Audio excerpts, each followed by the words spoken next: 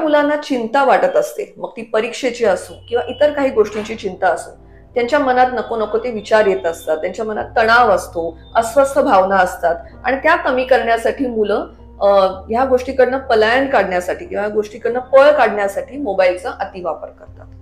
समाजात मिसळण्याची भीती किंवा मित्रमैत्रिणींमध्ये सुद्धा सहजपणे ज्या मुलांना मिसळता येत नाही, त्यांच्याशी काय बोलायचं ते कळत नाही, हीच मुलं प्रत्यक्षपणे फेस टू फेस मुलांशी बोलू शकत नसतात, म्हणून मोबाईलच्या मार्फत ती मुलं कम्युनिकेशन करतात आणि त्यात त्यांना कम्फर्ट वाटत असतो, म्हणून ही मुलं मोबाईलचा अतिवापर करू शकतात.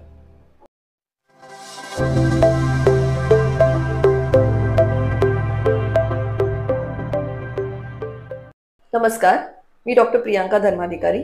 आज आपण चर्चा करणार आहोत मुलांमधील मोबाईल किंवा टीव्हीच्या अतिवापराबद्दल.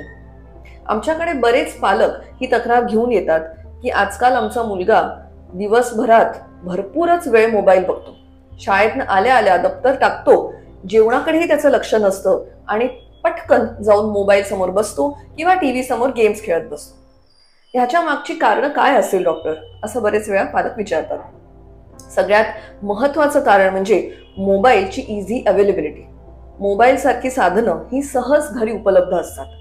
आई वडिलांपैकी कोणाचा तरी मोबाईल किंवा आजी आजोबांपैकी कोणाचा तरी डिव्हाइस हा घरी असतोच असतो आणि तो इतका सहज उपलब्ध असतो आणि त्याच्यामध्ये रिझल्ट इतके लवकर येतात की मुलांना अशा ऍक्टिव्हिटीज जिथे वेळ जातो किंवा जिथे श्रम लागतात, जसं की आउटडोर गेम्स म्हणजे बाहेर जाऊन इतर मुलांशी खेळणं, याच्यामध्ये भरपूर श्रम लागतात कारण सगळ्यांना गोळा करावं लागतं. त्याच्यानंतर काही गेम्स ठरवायला लागतात किंवा घरामधले गेम्सही ज्याच्यात खूप पेशन्स लागतो, असे गेम्स न खेळता त्यांना मोबाईलमध्ये जास्त रस वाटतो कारण त्याच्यात रिझल्ट हे पटकन येतात आणि त्याच्यामुळे इन्स्टंट ग्रॅटिफिकेशन ही गोष्ट तयार होते.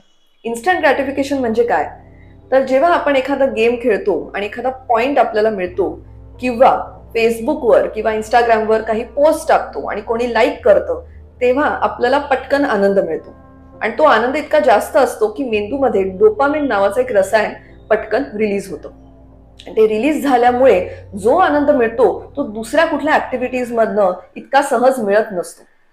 आपला मेंदू ही गोष्ट शिकून जातो की आपल्याला ह्या ऍक्टिव्हिटीमध्ये काहीही कष्ट न घेता पटकन आनंद मिळतोय, त्यामुळे हीच ऍक्टिव्हिटी आपण परत परत करावी आणि अशा पद्धतीने ऍडिक्शन किंवा व्यसन हे निर्माण होतं. तर अशाच पद्धतीने मोबाईल किंवा इंटरनेटचं ऍडिक्शन हे निर्माण होत असतं.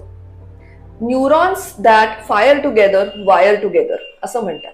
म्हणजे जेव्हा आपण एखादा शॉर्ट्स, युट्यूबवरचे शॉर्ट्स बघतो किंवा आपण काही व्हिडिओज बघतो आणि आपण त्या पद्धतीने जेव्हा विचार करायला लागतो किंवा काही गेम्स जेव्हा मुलं खेळतात ऑनलाईन आणि त्या पद्धतीनेच त्यांचा मेंदू विचार करायला लागतो, मेंदू मधले जे सायनॅप्टिक कनेक्शन्स असतात, न्यूरॉनल कनेक्शन्स असतात, ते त्या पद्धतीने डेव्हलप होतात. जे आपण वाचतो, जे आपण रिवाइज करतो, त्या पद्धतीने ते कनेक्शन्स घट्ट होत जात असतात. आणि जर मूल अभ्यास किंवा इतर काही फायदेमंद गोष्टी सोडून मोबाईल मधली जे कंटेंट्स आहेत हेच सारखं सारखं बघत असतील, तर ते कनेक्शन्स त्या पद्धतीने घट्ट होत जाणार आणि त्या पद्धतीनेच त्यांचं वायरिंग होणार, त्यांची रचना बदलत जाणार. म्हणून आजकाल आपल्याला दिसतं की बरीच मुलं इम्पेशंट झालेली आहेत, त्यांचा टॉलरन्स बऱ्यापैकी कमी झालेला आहे. पटकन ते चिडतात, पटकन उलट उत्तरं देतात किंवा त्यांची एकाग्रता कमी आहे, त्यांचा अटेन्शन स्पॅन पण त्याच्यामुळे अफेक्ट झालेला आहे. तर अशा पद्धतीने इन्स्टंट ग्रॅटिफिकेशन हे महत्वाचं कारण आहे ज्याच्यामुळे मुलं जास्तीत जास्त मोबाईलचा वापर करतात.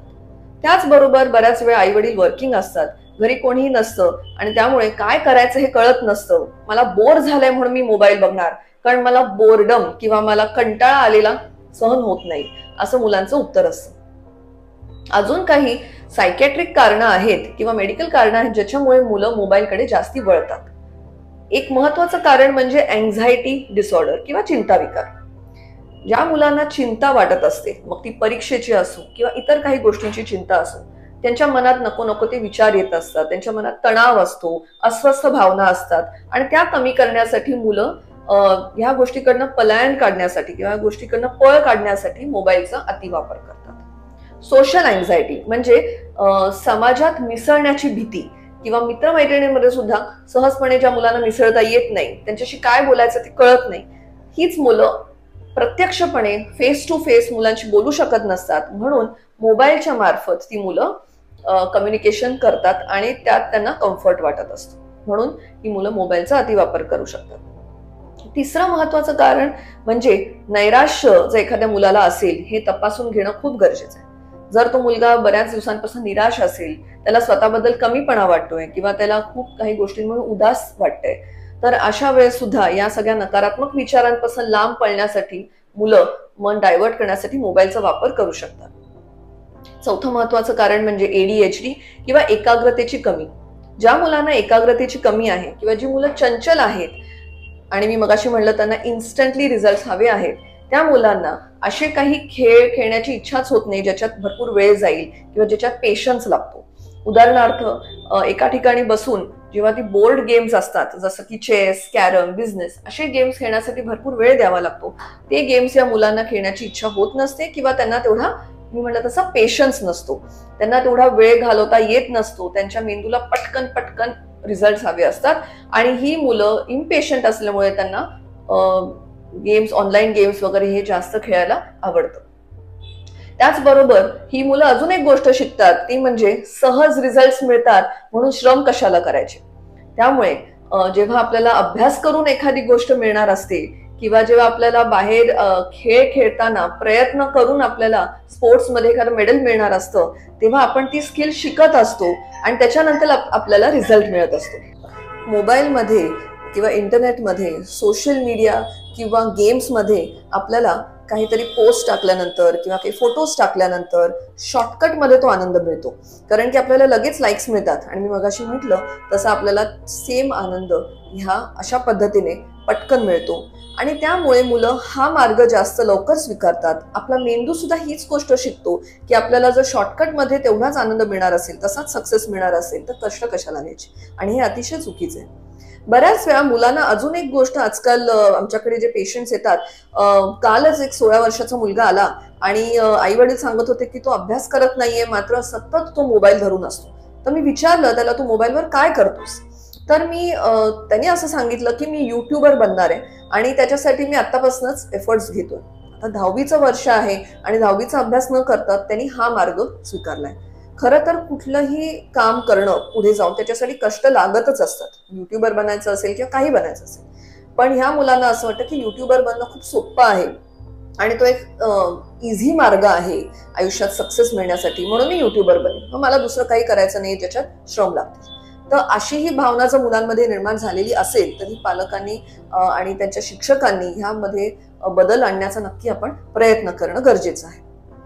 तर पालक म्हणून तुम्ही काय करू शकता म्हणजे मुलं मोबाईलपासून लांब राहतील? सगळ्यात महत्वाचं म्हणजे पालकांनी मुलांना वेळ देणं महत्वाचं आहे. त्यांच्याशी संवाद साधा. त्यांच्याशी बोलता बोलता पण तुम्हाला लक्षात येईल की त्यांच्या आयुष्यामध्ये काही प्रॉब्लेम्स आहेत का. मी मगाशी म्हणलं तसं एखाद्या मुलाला जर चिंता वाटत असेल सतत काही गोष्टींची, किंवा एखादा मुलगा जर अभ्यासात मागे पडत असेल आणि एखाद्या मुलाला लिखाणामध्ये किंवा वाचनामध्ये काही समस्या असतील, तर तो मुलगा बऱ्याचदा प्रॅक्टिस न करता किंवा ह्या गोष्टी अवॉइड करण्यासाठी, म्हणजे अभ्यास अवॉइड करण्यासाठी मोबाईलचा अतिवापर करत असू शकतो. त्यामुळे प्रोफेशनल हेल्प घेऊन, सायकॅट्रिक मदत घेऊन तुम्ही किंवा तुमच्या शाळेतल्या शिक्षकांना भेटून या समस्येचं समाधान करणं खूप गरजेचं आहे. दुसरी महत्वाची गोष्ट पालकांनी जी केली पाहिजे ती म्हणजे घरामध्ये पालकच रोल मॉडेल्स असतात. पालकांचं अनुकरण मुलं करत असतात. त्यामुळे पालकांनी घरी आल्यानंतर पटकन मोबाईल वापरणं आणि बऱ्याच वेळासाठी मोबाईलवर त्यांचं काम करणं मुलांसमोर हे टाळलं पाहिजे. जेव्हा मुलं आजूबाजूला नसतील तेव्हा तुम्ही तुमच्या मोबाईलवरची कामं संपवा. मुलांसमोर तुम्ही असंच उदाहरण ठेवू नका. त्याचबरोबर मुलांना काही इन्स्पिरेशनल स्टोरीज, म्हणजे मुलांवर चांगला प्रभाव पडेल अशा काही गोष्टी त्यांना सांगा. त्यांच्यासमोर चांगले रोल मॉडेल्स ठेवा. मी म्हटलं तसं बऱ्याच वेळा मुलं चुकीचे रोल मॉडेल्स समोर ठेवतात आणि त्यांच्यासारखं त्यांना बनायचं असतं आणि ह्या गोष्टीमुळे मुलं व्हावत जातात. तर त्यामुळे गोष्टी सांगून त्यांच्यासमोर चांगले रोल मॉडेल्स तुम्ही नक्की ठेवा. तिसरा महत्वाचा उपाय जो तुम्ही करू शकता ते म्हणजे घरामध्ये मोबाईल फ्री झोन्स ठेवा. म्हणजे तुम्ही जेवण करत असताना जे सगळेजण एकत्र बसा. थोड्या वेळासाठी मोबाईल वगैरे कुठलीही साधनं जवळ ठेवू नका आणि अशा दिवसभरातले काही असे विशिष्ट वेळा पाळा ज्याच्यामध्ये तुम्ही मोबाईलचा वापर अजिबात करणार नाही. काही मर्यादा ठेवा मुलांसमोर, काही बाउंड्रीज आखा आणि त्या बाउंड्रीज आखल्यानंतर त्याच्यात कन्सिस्टन्सी ठेवा. म्हणजे काय की तू मोबाईल फक्त 1च तास रोज बघायचास आणि तर 1 तासानंतर मी तुझा मोबाईल काढून घेणार, हे मुलांना आधी वॉर्न करा याबद्दल. आणि त्याच्यानंतर मध्येच कधीतरी एखादा दिवस जाऊ दे, आज त्यांनी भरपूर कष्ट घेतले म्हणून त्याला सूट द्यायची असं करू नका. पॉझिटिव्ह रिइन्फोर्समेंटचा सुद्धा तुम्ही वापर करू शकता. म्हणजेच जर तुम्ही मुलांना सांगू शकता की जर तू दिवसभरात एवढा वेळ अमुक वेळ अभ्यास केलास किंवा अशी काही ऍक्टिव्हिटीज केल्यास, चांगल्या ऍक्टिव्हिटीज, प्रोडक्टिव्ह ऍक्टिव्हिटीज, तर तुला मी 1 तासासाठी मोबाईल वापरू देईल. तर मोबाईल किंवा सोशल मीडियाला किंवा तुम्ही जे त्यांना अलाव करताय ह्या गोष्टींना रिवॉर्ड म्हणून याचा वापर करू शकता तुम्ही. त्याचबरोबर पेरेंटल कंट्रोल्स असणं खूप गरजेचं आहे. त्यामुळे पेरेंट्सनी स्मार्ट बनणं गरजेचं आहे. मुलं काय कंटेंट व्ह्यू करतायत किंवा सोशल मीडिया तर वापरत नाहीत ना जास्त प्रमाणात, ह्या गोष्टीकडे पालकांचं लक्ष पाहिजे. आणि त्याचबरोबर स्मार्टफोनवर तसे तुम्ही ऍप्स डाउनलोड करा ज्याच्यामुळे पेरेंट्स म्हणून तुम्ही त्यांच्या वेळावर कंट्रोल ठेवू शकता किंवा कंटेंटवर कंट्रोल ठेवू शकता. आणि मुलांना खूप चांगल्या ऍक्टिव्हिटीज उपलब्ध करून देणं सुद्धा पालकांचं काम आहे. बऱ्याचदा मुलं कंटाळून जातात आणि त्यांना काही सुचत नसतं म्हणून ते मोबाईलचा वापर करतात. त्याऐवजी तुम्ही अशा ऍक्टिव्हिटीज ज्याच्यामध्ये पालक तुम्ही स्वतः सुद्धा इन्व्हॉल्व्ह होऊ शकता, जसं चित्रकलेची ऍक्टिव्हिटी, काही खेळ किंवा सगळी फॅमिली मिळून काही गोष्टी जर करू शकत असतील किंवा काही हॉबी क्लासेस, काही क्रिएटिव्ह गोष्टी ज्या तुम्ही बनवू शकता. जसं की आता गणपतीची सुट्टी आहे तर आमच्याकडे क्ले मॉडेलिंग शिकवायला काही लोक आले होते आणि त्याच्यामध्ये मुलं 2-3 तास त्याच्यात छान गुंतून गेली आणि गणपती बाप्पाचे क्ले मॉडेल सगळ्यांनी बनवले. तर अशा पद्धतीच्या अशा विविध ऍक्टिव्हिटीज जर तुम्ही वापरायला सुरुवात केली तर मुलं थोड्या वेळासाठी मोबाईलपासून नक्कीच लांब राहतील. आणि ह्या ऍक्टिव्हिटीजच वाढवत जा. त्यांच्यासाठी एक छान टाइम टेबल आखा, म्हणजे मुलं नक्कीच इतर ऍक्टिव्हिटीजमध्ये गुंततील आणि मोबाईलपासून लांब राहतील. धन्यवाद.